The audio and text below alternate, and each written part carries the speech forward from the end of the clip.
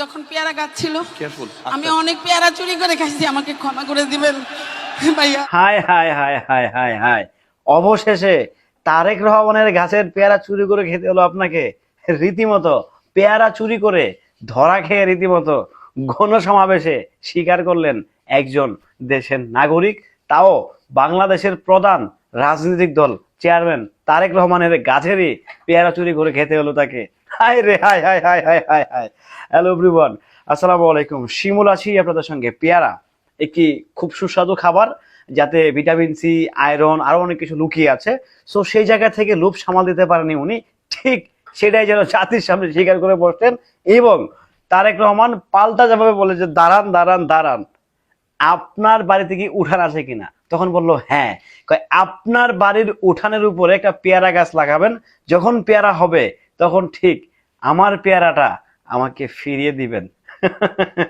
নেতা নেতা তো বটেই, নেতা অনেক হাস্যরস করে বটে, কারণ উনি যে লেভেলের হাসাহাসি করতে পারে, মানুষকে হাসাইতে পারে। This is unbelievable, this is really really unbelievable, this is really amazing. যাই হোক, নির্বাচনী প্রচারণা করছেন, আপনারা জানেন তারেক রহমান বিএনপির হয়ে।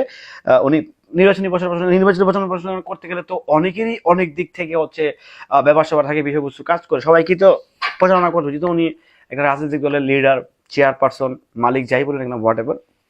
তো সেই জায়গা থেকে ওনাকে অবশ্যই রাজনৈতিক যে ইয়েগুলো থাকে সেগুলো প্রচারণা করতেই হবে। উনি কিন্তু বেশ কিছু ব্যাপার স্যাপার নিয়ে সামনের দিকে ধাবিত হয়েছেন।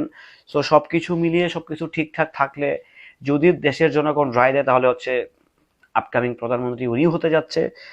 এখন দেখা যাক, আসলে দেখার বিষয়। তবে আমার কাছে খুব মজা লাগছে যে পেয়ারার ব্যাপারটা, যে পেয়ারা চুরি করে ধরা খেয়ে অবশেষে মানে ব্যাপারটা কেমনে কি, আমার মনে হয় উনি ভাবছিল হয়তো যে ওনার পেয়ারা চুরি হয়ে গেছে, সেটা তারেক রহমান বুঝতে পারছে। তো সেই জন্য ভাই আমার ভুল হয়ে গেছে ভাই। This is amazing, this is আসলে দেশে অনেক কিছু ঘটে যায়, দেশে অনেক কিছু হয়ে যায়, অনেক কিছু চারিপাশে দেখা যায়।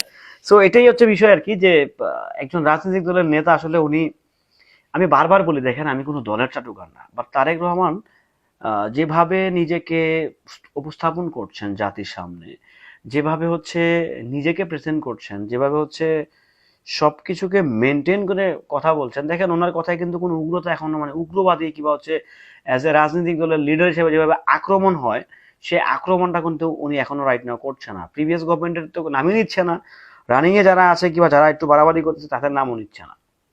সো এটা আসলে রাজনৈতিক একটা শিষ্টাচার বটে, কারণ উনি সেটা মেনটেন করেই চলছে, কারণ যেহেতু উনি রাজনীতির ঘরেরই ছেলে।